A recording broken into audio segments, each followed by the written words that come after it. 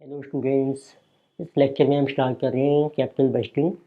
उसमें एक टॉपिक है लिमिटेशंस ऑफ आईआरआर। तो let us see what about limitations of IRR. In case of IRR, we know that it is that rate of return at which present value cash inflow is equal to investment. देखिए IRR में हम इस तरीके से cash inflow show करते हैं कि normally आपकी इन्वेस्टमेंट है जीरो टाइम पीरियड में, वेरी गुड इन्वेस्टमेंट।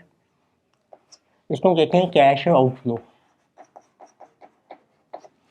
तो then we get cash inflow in future time period. तो फ्यूचर में आपको मिलता है कैश इनफ्लो जितनी भी लाइफ है प्रोजेक्ट की। तो IRR की डेफिनेशन है कि हम इसकी प्रेजेंट वैल्यू कैलकुलेट करते हैं। Present value of cash inflow at R missing है, so that it is equal to initial investment. कि जिस रेट के ऊपर प्रेजेंट वैल्यू हमारी इक्वल होती है इन्वेस्टमेंट के, जिसे कहा गया IRR। It means actual return आपको कितनी मिल रही है प्रोजेक्ट से। अब हम डिस्कस कर रहे हैं इसकी लिमिटेशंस क्या हैं।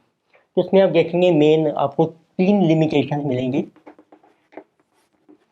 तो फर्स्ट है, देखिए सपोज कर लीजिए आपके पास 2 प्रोजेक्ट्स हैं, उनकी आपने NPV कैलकुलेट की और IRR, और उन दोनों को हम कंबाइन कर रखे हैं। देन लिमिटेशन इज जिसे कहा गया non additive principle. It mean जब आप 2 प्रोजेक्ट्स की NPV ऐड करेंगे that will be equal. It means total NPV of 2 or more projects, or we can say 2 projects will be equal to combined NPV of all projects.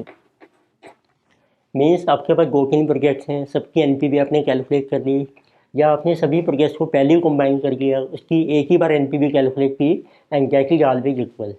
But IRR के case में ऐसा नहीं है। It means non additive principle means so IRR of 2 projects, देखिए अब इनको combine करके हैं। It means sum of IRR of 2 projects is not equal to IRR of all projects together. किसी ऊपर first limitation non additive principle. Second आप देखेंगे IRR is not applicable in case of lending and borrowing decisions. Lending होता है जब आप money invest कर रहे हैं। इट मीन्स इस केस में जीरो पीरियड में होता है आउटफ्लो, फ्यूचर में होता है इनफ्लो। बोरोइंग होता है जब आप मनी बोरो कर रहे हैं। तो उस केस में आप देखेंगे तो जीरो पीरियड में आपको मिलेगा इनफ्लो और फ्यूचर में मिलेगा आपको आउटफ्लो। तो दोनों की आपने IRR कैलकुलेट की। नॉर्मली हम कहते हैं हायर IRR ही बेटर। इन्वेस्टमेंट में तो ठीक है कि आपको रिटर्न मिलेगी, बट बोरोइंग में समझो कि वो हमारी कॉस्ट बन जाएगी। तो उसमें इस केस में हमारी कॉस्ट ज़्यादा हो जाएगी, so higher IRR will not be applicable. ये हम डिस्कस करेंगे। तो एक थर्ड लिमिटेशन आती है, sometimes we get to multiple IRR। एक से ज़्यादा रिटर्न कैलकुलेट होती हैं। ये कब होता है, जब हमारा जो कैश इनफ्लो होता है किसी non conventional cash inflow. Non conventional cash inflow non conventional होता है, नॉर्मली हम कहते हैं जीरो पीरियड में हमारा आउटफ्लो है, फिर इनफ्लो होते हैं पॉजिटिव कैश इनफ्लो। कई बार होता है कि फ्यूचर में भी नेगेटिव कैश इनफ्लो आ जाता है, अगेन इट इज़ पॉजिटिव, तो उसको कहते हैं non conventional.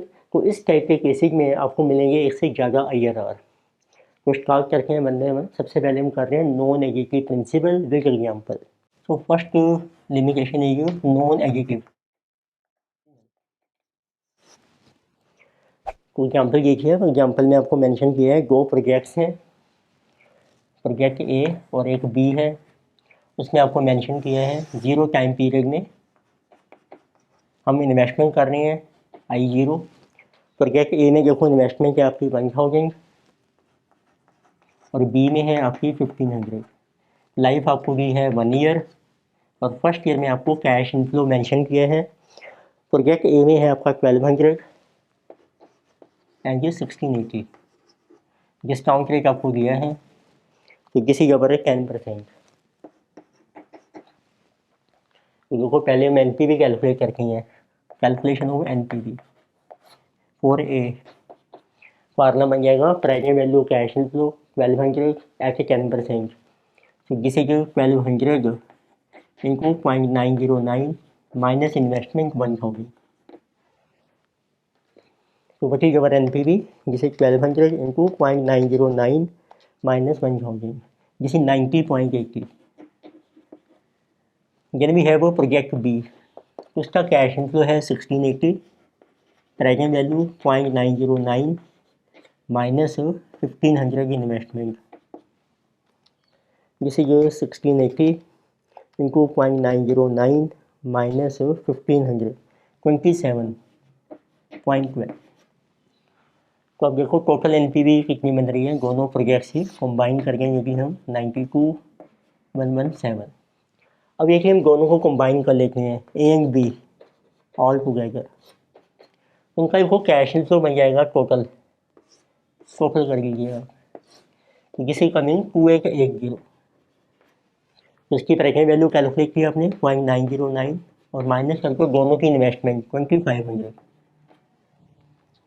This is 2880 into 0.909 minus 2500. किसी कमी 117.92. उसको हम कहते हैं एडजेक्टिव प्रिंसिपल. तो ये आपका अप्लाई हो रहा है एनपीवी के केस में. तो आपने एनपीवी ए की कैलकुलेट की सेपरेटली, बी की सेपरेट कैलकुलेट की, उनको ऐड किया, फिर दोनों को कंबाइन करके कैलकुलेट की, answer is same. It mean we can say that NPV of A plus B is equal to NPV of A B. ये आपकी है एनपीवी, इसी एनपीवी. तो किसी का एडजेक्टिव प्रिंसिपल इज एप्लीकेबल. अब देखते हैं आईआरआर के केस में ये किस तरीके से अप्लाई नहीं हो रहा है. अब कैलकुलेट करते हैं आईआरआर. ए की आईआरआर है तो फार्मूला बन जाएगा प्रेजेंट वैल्यू कैश इनफ्लो 1200 ऐसा IRR 1 plus R it should be equal to investment. Cross multiply करके ये दिस विल गो हेयर 1.2. उससे आपकी वैल्यू आ गई 1 प्लस आर 1.2. इतनी आर की वैल्यू आ गई आपकी 0.2 means 20%. Similarly for IRR of B की कैश इनफ्लो है 1680 upon return for 1 year is equal to investment 1500. It means 1 plus R is equal to cross multiply कीजिए 1680 डिवाइडेड बाई 1500 1.12. इट मीन्स इसकी जो return आ रही है जिसे जो 12%. देखिए अब दोनों को ऐड कर दें तो टोटल बननी चाहिए हमारी 20 प्लस 12 32%. अब देखते हैं कि हम दोनों को कंबाइन करते हैं IRR of A be together. तो दोनों का कैश इनफ्लो ऐड हो जाएगा 2880. उसकी प्रेजेंट वैल्यू कैलकुलेट की आपने equal to total investment 2500. So you will see 1 plus r is equal to 2880 divided by 2500 1.152. It means आपकी रिटर्न आ रही है 15.2%. तो आप देखेंगे तो IRR of A plus B is not equal to IRR of A and B together. उसको कहते हैं कि नॉन एडिटिव प्रिंसिपल जो है या additive principle is not applicable in case of IRR. तो let us see second limitation देखते हैं. तो second limitation is lending versus borrowing. तो इसका देखिए आप एग्जाम्पल. तो देखो इसमें आपको मेंशन किया है दो प्रोजेक्ट्स हैं ए बी. तो ए हमारा है लैंडिंग प्रोजेक्ट, उसमें मनी इन्वेस्ट करने हैं जीरो में और कैश इनफ्लो आपको मिल रहा है फर्स्ट ईयर में. बी है हमारा बोरोइंग प्रोजेक्ट, उसमें मनी बोरो करनी है और कैश इनफ्लो मिल रहा है आपको, कैश आउटफ्लो हो रहा है हमारा फर्स्ट ईयर में. तो लेके सी. तो ईयर है आपके पास 01. एक प्रोजेक्ट ए है, इसमें हमने इन्वेस्टमेंट की है 4000 की. इनिशियल पीरियड में आउटफ्लो है और आपको कैश इनफ्लो मिल रहा है 6000 का. और बी केस में हमने मनी बोरो की है और इसको हम रीपे कर रहे हैं विद इंटरेस्ट 700. तो देखो इसकी निकाल के आईआरआर ऑफ ए प्रोजेक्ट. तो 6000 की कैलकुलेट कीजिए present value at 1 plus are for 1 year time 1 year है equal to investment. It means 1 plus R is coming 1.50. उससे आपकी रिटर्न आ रही है 50%. तो ये आपको रिटर्न मिल रही है इनकम, तो दिस इज बेटर। तो आप देखिए आपकी जो डिस्काउंट रेट है रिक्वायर्ड रिटर्न है 10%, ये भी दी है आपको, तो ये ग्रेटर है 10% से, तो दिस इज बेटर प्रोजेक्ट, क्योंकि ये आपकी इनकम है। But if we see second project IRR of B, ये है हमारा बोरोइंग, हम मनी बोरो कर रहे हैं पहले, उसको रीपे करेंगे विद इंटरेस्ट के साथ, उसकी रिटर्न बन रही है 7000, उसकी कैलकुलेट कीजिए present value equal to 4000, so this is becoming 7/4000, so 1 plus r is equal to 1.75, तो इससे r आ रहा है आपका 75%। तो नॉर्मली हम कहते हैं हायर IRR की बेटर, बट ये हमारी कॉस्ट ऑफ बोरोइंग है, this is cost of borrowing. तो कॉस्ट तो जितनी कम होगी उतनी बेटर होगी, लेकिन this is also limitation of IRR। जब लैंडिंग और इन्वेस्टमेंट में लैंडिंग और बोरोइंग के डिसीजंस में आपको कंपेयर करना है, then IRR is not suitable. Then third limitation is multiple IRR। तो ये अप्लाई होता है उस टाइप के प्रोजेक्ट्स में जब हमारा आउटफ्लो फ्यूचर में भी राइज हो जाता है, उसको कहते हैं नॉन कन्वेंशनल कैश इनफ्लो।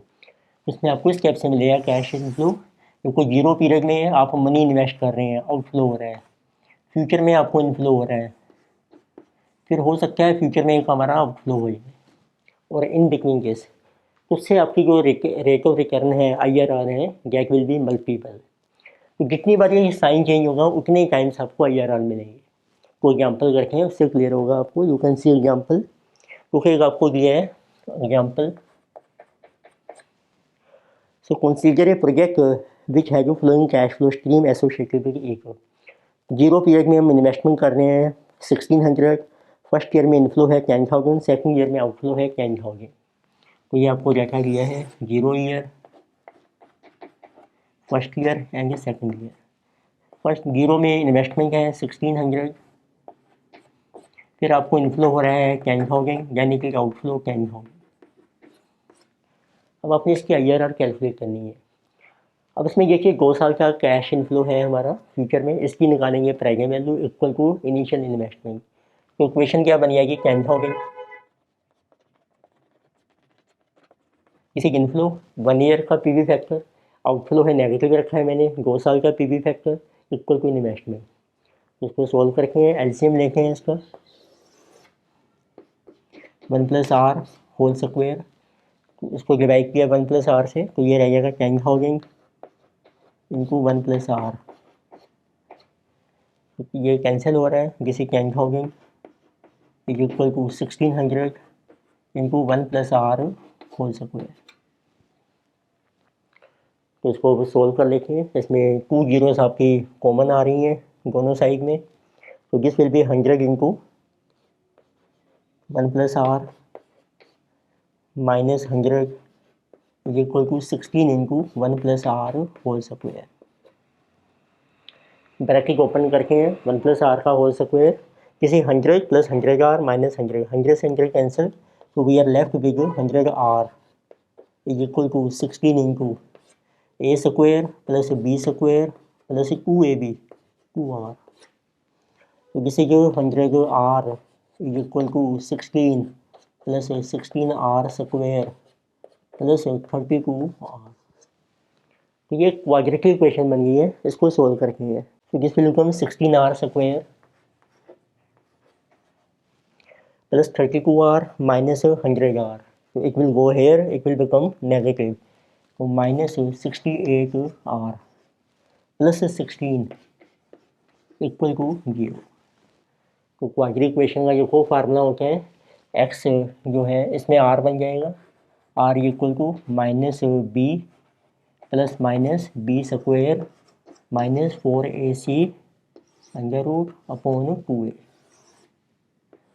ये फार्मूला हम अप्लाई कर रहे हैं फॉर क्वाड्रेटिक इक्वेशन।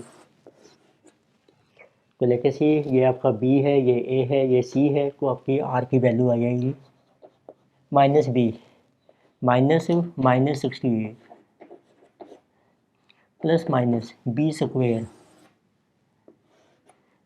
की minus 68 square minus 4A 16 C is 16 upon 2A। So 2 into 60. This is 68 plus minus, तो इसका कीजिए -68 का स्क्वायर, पॉजिटिव बन जाएगा 68 स्क्वायर 4624, उसमें से माइनस करके 4624 minus 16 into 16 256 into 4 1024 under root, so whole divided by 32। ये बन रहा है देखो 4624 माइनस 1024 3600, उसका किया under root, this is coming 60, so this is becoming 68 plus minus 60 upon 32। अब आप सोल्व कर सकते हैं value of this, one time you take positive it mean there for IRR is equal to, if you take positive 68 plus 60 divided by 32, or if you take 68 minus 60 upon 32, इसको कर देंगे इनको 100, वो परसेंटेज बन जाएगी, क्योंकि 60 plus 68 divided by 32, this is coming 4, it means 4 into 100, 400% आपकी IRR आ रही है। This is coming 8 upon 32. This is 0.25 into 100. So IRR is coming 25%. is our IRR. तो आप देखेंगे जब हमारे नॉन कन्वेंशनल कैश इनफ्लोस हैं, we are getting 2 IRR. One is higher and one is lower.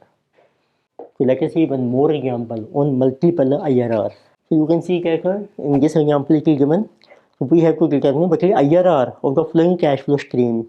को ईयर 0 में हमारा आउटफ्लो हो रहा है 3000, फर्स्ट ईयर में इनफ्लो है 9000, सेकंड ईयर में आउटफ्लो है 3000। तो let us show this, it is 0 time period, so there is outflow 3000, first year is inflow 9000, second year is outflow 3000। तो IRR कैलकुलेट करने की सेम इक्वेशन, इनकी प्रेजेंट वैल्यू हम कैलकुलेट करेंगे 9000 divided by 1 plus r, this is outflow 3000, और उसका PV factor है कि 1 plus are for 2 years is equal to investment 3000।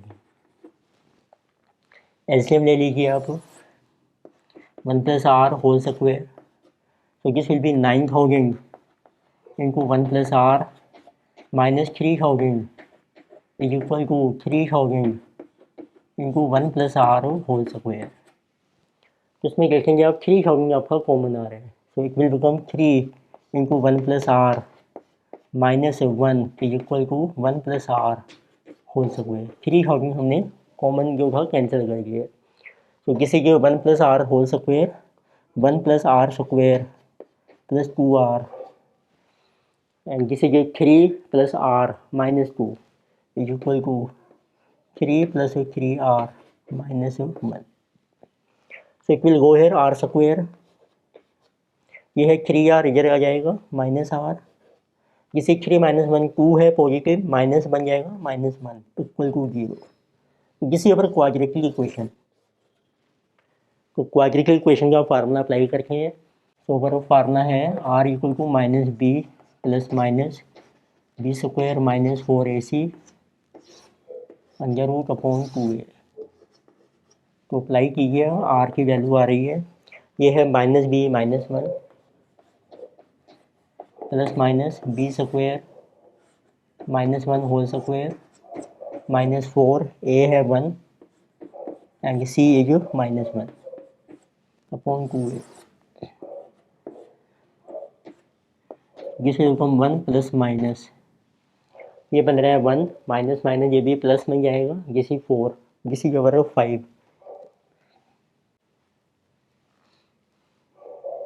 जिस 5 अंडर रूट अपॉन 2। तो 5 का अंडर रूट कीजिए आप, तो जिसे बिकमिंग 1 प्लस माइनस 2.236 अपॉन 2। अब आप सोल्व कर सकते हैं, you will get IRR, so it means we are getting IRR। so one time you take positive 1 plus 2.236 upon 2 and one time you take negative 1 minus 2.236 upon 2. So positive is plus 1 divided by 2, so this is coming 161 1.8%. Second आपकी negative आ रही है, सो 1.236 divided by 2 minus 61.8%.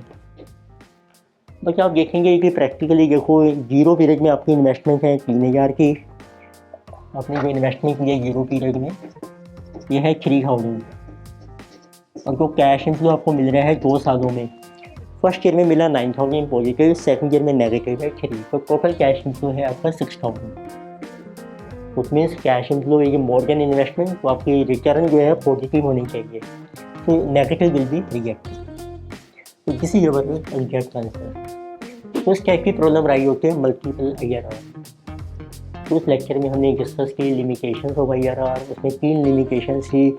Non applicability of additive principle, second limitation थी आपकी lending versus borrowing decision, third थी आपकी multiple IRR.